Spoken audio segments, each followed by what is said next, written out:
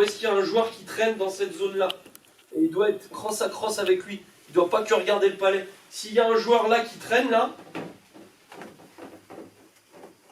l'ailier, il est là, à côté, cross à cross, il est là. Si le mec qui reçoit le palais, je l'embête avec sa crosse ou je peux même lui piquer le palais.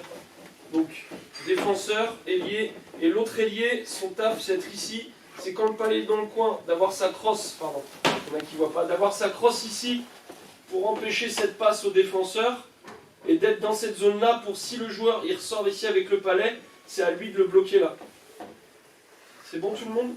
Si le palais change de côté là, c'est pareil, c'est ce défenseur-là, il vient en premier dans son coin, le centre, on passe devant la cage, c'est très important, en soutien, l'autre défenseur il vient devant la cage et les ailiers ils pivotent ici. Ok. Donc si le palais il est en def là-haut là, c'est cet ailier-là qui vient dessus, il monte, il va dans la ligne entre le gardien et la cage. C'est super important. Si le palais descend en bas, l'ailier il redescend un petit peu ici. Si le palais il vient là, l'ailier il vient là. En gros les ailiers, leur mouvement c'est ça, c'est un genre de triangle. Et je veux absolument pas voir l'ailier descendre en bas dans le coin. Il y a déjà le centre, défenseur, et au pire des cas, vraiment des fois ça peut arriver qu'il y ait un deuxième défenseur qui vienne. Là on a déjà un ailier qui est devant la cage qui sécurise, l'autre ailier il est là, il sécurise aussi. Et on ne laisse pas la cage tout seul. Dernier point en zone défensive, on reste en D-side. D-side, qu'est-ce que c'est? C'est toujours être entre le palais et la cage.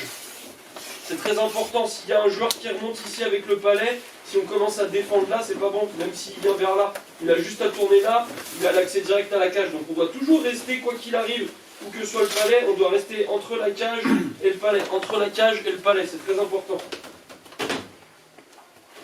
Là. Ah oui, à 18, c'est bon, à 2 minutes. Zone offensive, on va voir, on va commencer. On peut presser à 2. Il y a une chose que je veux pas voir, vraiment, c'est aller tout droit sur le joueur. On va jamais droit sur le joueur pour presser, on essaie de le prendre en angle à chaque fois. Pourquoi en angle? Parce que s'il y a un joueur qui monte ici avec le palais, que ça soit n'importe où sur la piste quasiment, jusqu'à la ligne bleue, si on vient tout droit ici, il a juste à faire une fente à gauche à droite, vous le savez, on est mal, on est baisé. Après le temps de revenir, là c'est fini. Alors que si on prend en angle là, le but du jeu du presseur, c'est pas de prendre le palais au joueur, c'est de venir en angle, de l'obliger à aller sur le côté.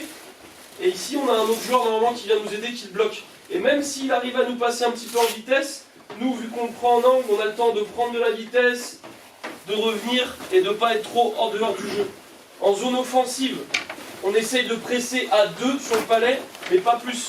Je veux toujours qu'on ait au minimum 3 joueurs derrière le palais, pour pas qu'il y ait de contre-attaque en 3 contre 2. Donc si vous voyez les attaquants, on a un joueur, 2 joueurs qui travaillent dans le coin, le troisième il vient ici un peu plus haut, ou il vient là un peu plus haut, mais il ne va pas à 3 ici. Parce que là, si les 3 vous perdez le palais, là il y a une ligne de 3 qui saute, c'est fini, ils attaquent à 3 contre 1. Et si on n'a pas de chance, c'est même le défenseur qui vient. Donc c'est très important. Pour le repli défensif, pareil, on essaye de revenir, si on est paumé, on essaye de revenir par le centre. Et une fois qu'on est arrivé dans la zone, qu'on est dans le slot, là on peut commencer à prendre nos positions. Ok tout le monde?